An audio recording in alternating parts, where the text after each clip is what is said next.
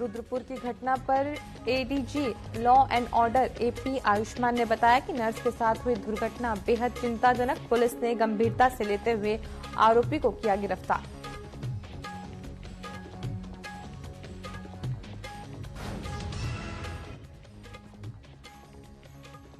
Hindenburg की report के बाद विपक्षी पार्टियां सेबी चीफ माधवीपुरी के इस्तीफे की कर रही मांग। अडानी ग्रुप से जुड़े मामले में की जेसीपी की मांग। कांग्रेस का 22 तारीख को देशव्यापी ईडी घेराव।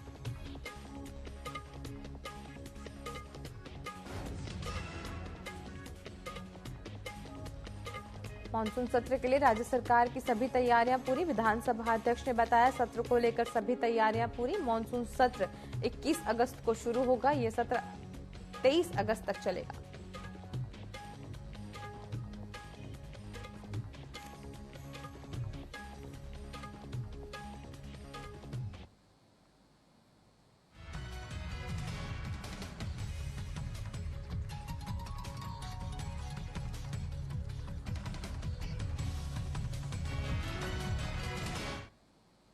नमस्कार, न्यूज अपडेट में आप सभी का स्वागत है। मैं हूं आपके साथ मधु। चलिए बुलेटिन की शुरुआत करते हैं, जहां देहरादून के गैरसैंण में शुरू होने जा रहे मानसून सत्र के लिए राज्य सरकार ने सभी तैयारियां पूरी कर ली हैं। जहां विधानसभा अध्यक्ष ने कहा कि विधानसभा सचिवालय को अब तक 499 प्रश्न प्राप्त हो चुके हैं और उन्होंने कहा कि सत्र को लेकर सभी तैयारियां पूरी कर ली गई हैं। वहीं संसदीय कार्य मंत्री ने विपक्षी दलों से विधानसभा के मानसून सत्र को शांतिपूर्ण तरीके से चलाने में सरकार के सहयोग की अपील की है।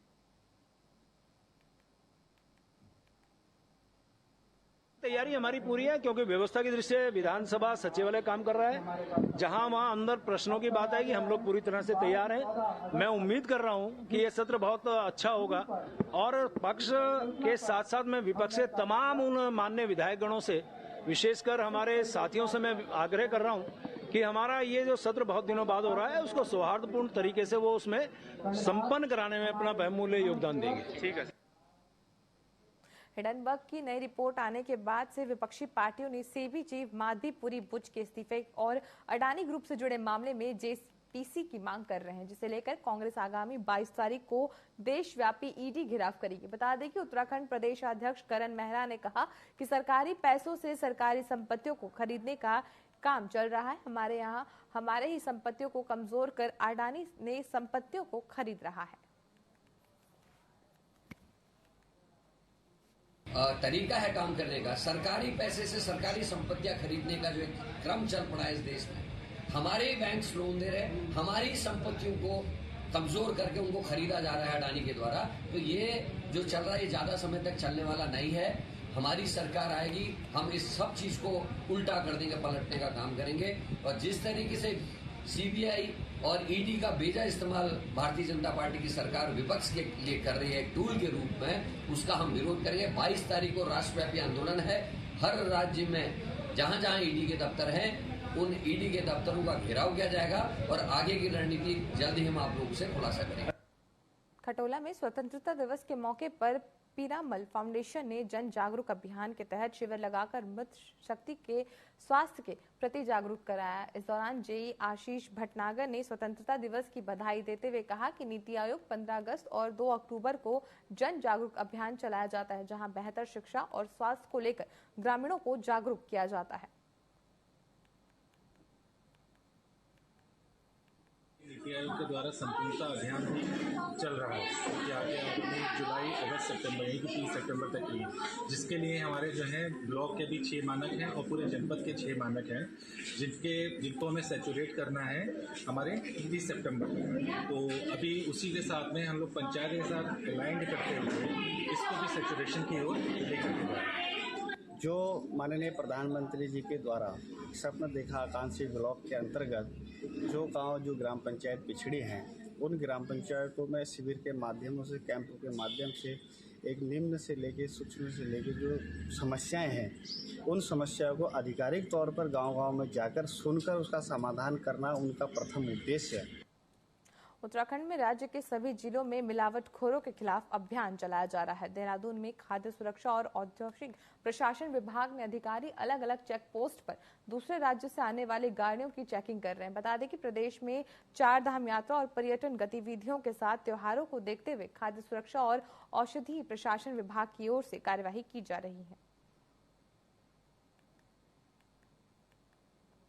आज में अभी जैसे बॉर्डर एरिया में हम लोगों ने अभी एक टीम गठित करी थी अभी पिछले 3 दिन पहले ही, और इसमें जो बाहर से जो गाड़ियाँ आ रही थी उनको चेक किया गया था।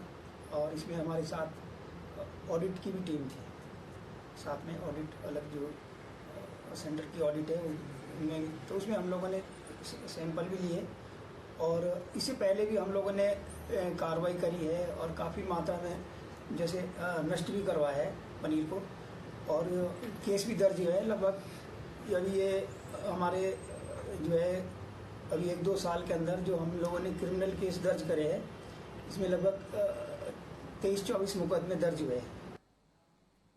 चमोली में जिले के गोपेश्वर जिला चिकित्सालय में प्रसव के दौरान महिला की मौत हो गई, जहां वाल्मीकि समाज के लोगों ने जिला अस्पताल में जमकर हंगामा किया। वहीं लोगों ने कर्मचारियों पर लापरवाही का आरोप लगाते हुए कहा कि समय पर सही उपचार नहीं होने के चलते महिला ने दम तोड़ दिया। इस दौरान नवजात शिशु का स्वास्थ्य खराब होने के चलते उसे श्रीनगर मेडिकल कॉलेज रेफर किया गया। बता दें कि प्रशासन से मृतक के पति को नौकरी देने की मांग की गई है।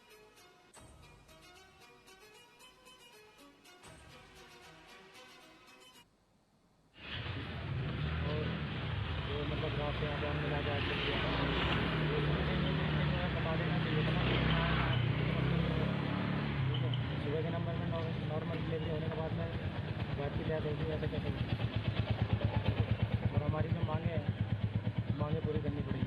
3 मांगे मार्च से ही गायनिकोलॉजिस्ट नहीं है, उस बारे में हम पत्राचार कर रहे हैं, ऊपर लिख रहे हैं बार लेटर।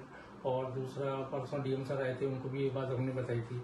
और पीडियाट्रिशियन भी हमारे यहाँ मतलब बीच में कभी आते हैं तो वो आउटसोर्सिंग से आते हैं, तो उनकी भी दिक्कत पिछले काफी लंबे टाइम से 2 साल से चली रही है। पीडियाट्रिशियन की भी रेगुलर पीडियाट्रिशियन नहीं है हमारे पास। भीम आर्मी और बहुजन समाज पार्टी के कार्यकर्ताओं ने भड़काऊ बयानबाजी कर मुस्लिम और बहुजन समाज को अपमानित करने का आरोप लगाया और पुलिस ने आरक्षक को शिकायती पत्र सौंपकर कानूनी कार्यवाही किए जाने की मांग की है। शिकायती पत्र में कार्यकर्ताओं ने कहा कि मुस्लिम समाज और बहुजन समाज को अपमानित किया गया है और बहुजन महापुरुषों को लेकर गलत टिप्पणी की गई है, जिससे समाज में आक्रोश बढ़ता जा रहा है। भीम आर्मी के लोगों ने मांग की है कि उक्त व्यक्ति के खिलाफ सख्त कानूनी कार्यवाही करते हुए SC/ST एक्ट में मुकदमा दर्ज किया जाए।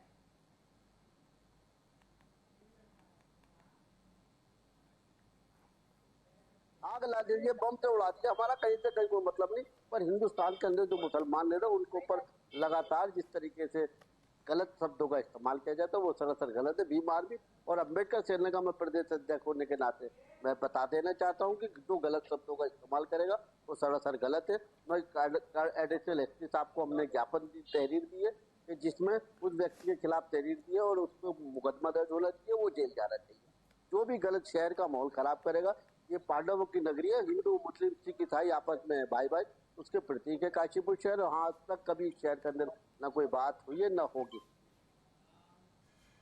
रुद्रपुर में पिछले 45 दिनों से लापता नाबालिग को पुलिस ने लाल कुआं से बरामद किया, जिसके बाद लापता नाबालिग के पिता ने पुलिस का शॉल ओढ़कर सम्मान करते हुए आभार व्यक्त किया और बताया कि उनका बेटा अचानक लापता हो गया था, जिसकी खोजबीन उत्तराखंड, उत्तर प्रदेश, दिल्ली सहित कई राज्यों में की गई और लाल कुआं से शकुशल बरामद किया गया, जिसके लिए सभी क्षेत्रवासियों का पूरा सहयोग मिला।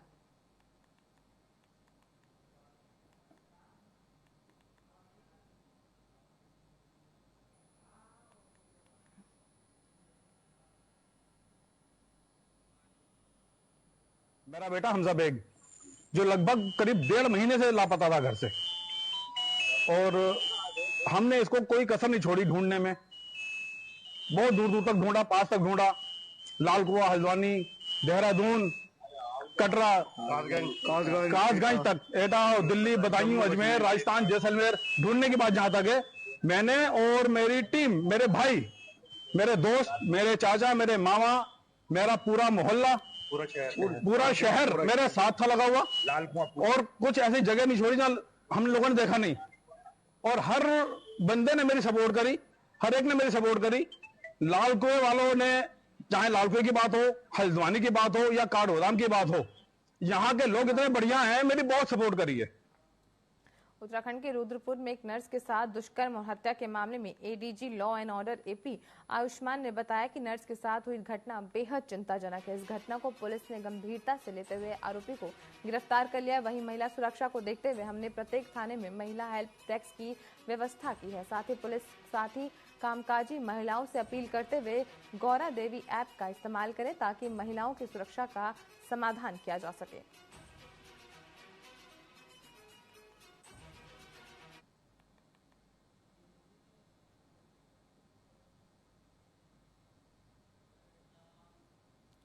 उत्तराखंड में मानसून में अब तक पीडब्ल्यूडी विभाग के करीब 150 करोड़ के लगभग का नुकसान हुआ है। जहां पीडब्ल्यूडी के प्रमुख अभियंता ने कहा कि प्रदेश के अवरुद्ध प्रमुख 80 सड़कों के, जिसमें राज्य मार्ग भी शामिल है, साथ ही जिला मार्गों और ग्रामीण मार्गों को मिलाकर कुल 155 सड़कों को खोलने का काम किया जा रहा है। और उन्होंने कहा कि पिछले मानसून सीजन में 451 करोड़ रुपए का नुकसान हुआ था। इस बार स्थिति पिछले साल से कुछ बेहतर है।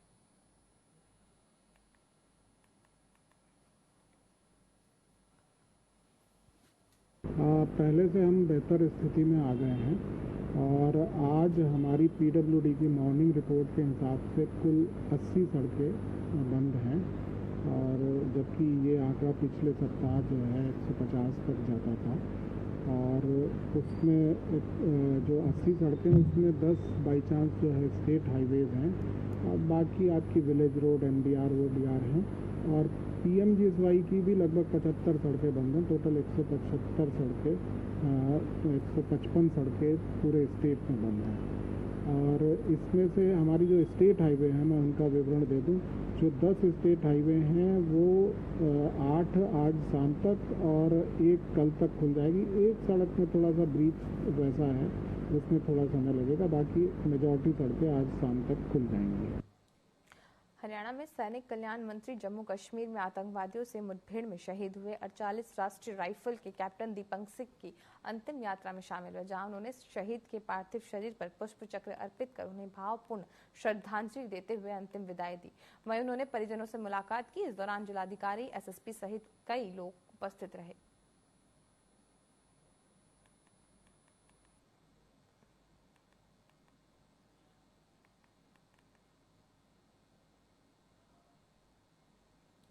उधम सिंह नगर में एक निजी अस्पताल में कार्यरत महिला नर्स की दुष्कर्म के बाद हत्या के विरोध में महिला कांग्रेस की प्रदेश उपाध्यक्ष मीना शर्मा के नेतृत्व में जनप्रतिनिधि मंडल ने जिला पुलिस मुख्यालय के सामने खड़े होकर सांकेतिक प्रदर्शन किया। इसके उपरांत कांग्रेस महिला कमेटी के जनप्रतिनिधि मंडल ने एसपी मनोज कात्याल से मुलाकात कर ज्ञापन सौंपकर आरोपी को फांसी दिलाने की मांग की। एसपी मनोज कात्याल ने महिलाओं को हर संभव सहयोग का आश्वासन दिया। इस दौरान एसपी ने महिलाओं को गौरा शक्ति ऐप के बारे में जानकारी देते हुए ऐप डाउनलोड करने की अपील की।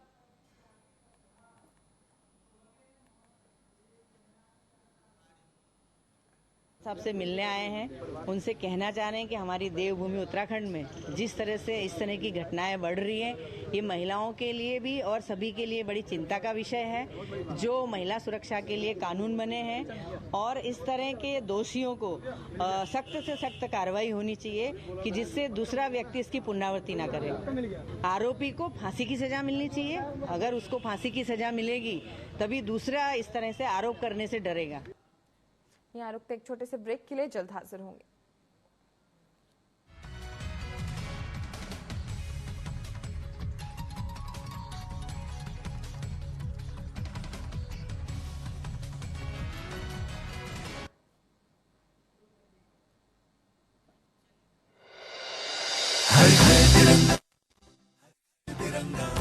हर घर तिरंगा फहराएगा, भारत पर्व मनाएगा। हर घर तिरंगा, हर घर तिरंगा। आजादी की पहचान तिरंगा, वीरों का सम्मान तिरंगा। जोश भर दे जो नस नस में, भारत का गौरव गान तिरंगा। हिंदुस्तान के दिल से निकली देश प्रेम की गंगा। हर घर तिरंगा, हर घर तिरंगा, हर घर तिरंगा, हर घर तिरंगा। भारत की मुस्कान तिरंगा, हम सबका अभिमान तिरंगा, हंसते हंसते मिटे जो उनकी आन बान और शान तिरंगा। आजादी के उत्सव में पूरा देश है रंगा, हर घर तिरंगा, हर घर तिरंगा। दिनांक 13 से 15 अगस्त 2024 के मध्य हर घर तिरंगा अभियान का भव्य आयोजन किया जा रहा है। आइए हम सब मिलकर तिरंगा फहराएं, हर घर तिरंगा अभियान को सफल बनाएं। नमस्कार, आजादी के पर्व की आप सबको बधाई। हम सबका सौभाग्य है मेरे प्रदेशवासियों, यशस्वी प्रधानमंत्री के नेतृत्व में एक बार फिर आजादी का आनंद हम सब पूरे देश के साथ तिरंगा अभियान के रूप में मनाने जा रहे हैं। मैं सौभाग्यशाली हूं यशस्वी प्रधानमंत्री के नेतृत्व में, जिस प्रकार से भारत दुनिया में अपनी पहचान बना रहा है। यशस्वी प्रधानमंत्री के नेतृत्व में हम सब मिलकर के देश को दुनिया का नंबर 1 का देश और मध्य प्रदेश भी देश में अपना नंबर 1 का स्थान हासिल करे, ये संकल्प हम सब कर रहे हैं। हम सब सौभाग्यशाली हैं। आज़ादी के लिए हमारे अपने क्रांतिकारियों, शहीदों, स्वतंत्रता सेनानियों सभी ने मिलकर के जो लंबा संघर्ष किया है, हम आज के इस अवसर पर उनको स्मरण करें। और इसी अवसर पर, इसी कारण से सरकार भी 11 तारीख से 15 तारीख तक लगातार तिरंगा अभियान चलाने जा रही है। हम सबका सौभाग्य 78वां ये वर्ष आज़ादी का हम सबके लिए भविष्य में एक नया इतिहास का एक उदाहरण बन कर के निकले, जिसके आधार पर हम कह सकें कि हमारे अपनी आज़ादी के 78वें वर्ष में हमने ये संकल्प लिया था, जिसमें माताओं, बहनों, युवाओं सभी के लिए पर्याप्त अलग अलग क्षेत्र में आगे बढ़ने के अवसर उपलब्ध हो। मेरी अपनी ओर से खासकर इस नाते से भी कि जब तिरंगा अभियान जब मना रहे हैं तो उम्मीद कर रहे हैं कि तिरंगा केवल शासकीय कार्यक्रम का हिस्सा न बने, ये हर घर तिरंगा फहराएं। पूरे गली मोहल्ले, कॉलोनी, हर घर तिरंगा होना ही चाहिए। तिरंगा हम सबके लिए एक दुनिया में एक अलग पहचान लेकर के हमको स्वाभिमान का और देश के साथ आज़ादी के उस संघर्ष को याद दिलाने का ये मौका है। मेरी अपनी ओर से पुनश्च आप सबके प्रति शुभकामना, बधाई। मातरम, मैं director Indian children academy higher secondary school Baidhan समस्त सिंगरौली वासी एवं देशवासियों को स्वतंत्रता दिवस पर ढेर सारी हार्दिक शुभकामनाएं। नमस्कार, मैं दिलीप शाह, अध्यक्ष सिंगरौली विकास प्राधिकरण, समस्त सिंगरौली जिलेवासी और प्रदेशवासियों को स्वतंत्रता दिवस की ढेर सारी शुभकामनाएं देता हूँ। आप सभी देशवासियों एवं प्रदेशवासियों को स्वतंत्रता दिवस की हार्दिक बधाई एवं शुभकामनाएं। विनीत, जनपद पंचायत केवलारी, जिला सिवनी, मध्य प्रदेश। रंजीत सिंह ठाकुर, अध्यक्ष। ओमकार सिंह ठाकुर, मुख्य कार्यपालन अधिकारी। आप सभी देशवासियों एवं प्रदेशवासियों को स्वतंत्रता दिवस की हार्दिक बधाई एवं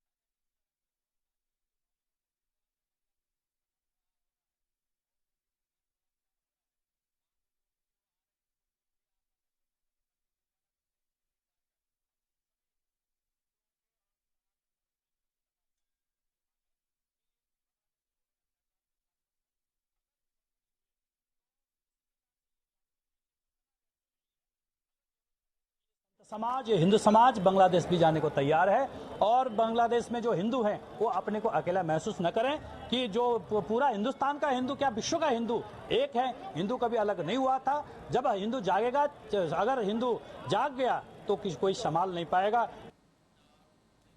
देहरादून में अब जल्द ही नगर निगम को कूड़ा उठाने का भुगतान QR कोड की मदद से किया जा सकेगा। जहां नगर आयुक्त ने कहा कि स्मार्ट सिटी के तहत जल्द ही सभी दून वासियों को QR कोड वितरित किए जाएंगे और साथ ही कूड़ा उठाने की गाड़ियों पर भी QR कोड लगाए जाएंगे। वहीं उन्होंने कहा कि QR कोड की मदद से एक ओर जहां पारदर्शिता बनी रहेगी और दूसरी ओर डिजिटल इंडिया की मुहिम को भी बढ़ावा मिलेगा।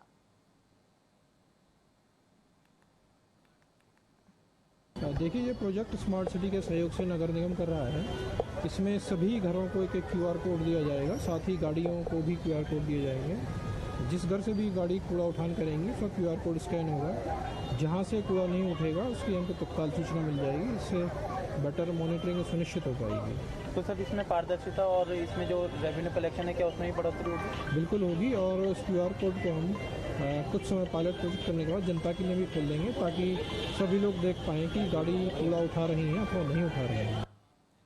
लौघाट में राखी के त्योहार को लेकर वैली क्रिएशन की फाउंडेशन ने स्थानीय महिलाओं और छात्राओं के सहयोग से राखी तैयार की। जहां हाथ में बनाई गई राखी, इन राखियों को ग्राहक ने काफी पसंद किया। वहीं गांधी चौक में राखियों का काउंटर भी खोला गया, जिसका शुभारंभ नवनिर्मित नगर पालिका अध्यक्ष ने किया। जहां उन्होंने कहा कि सभी लोगों ने अपने अपने घरों में केसरिया की मदद से 2000 राखियां तैयार की हैं। 1500 राखियां ऑनलाइन के माध्यम से बेची गई हैं।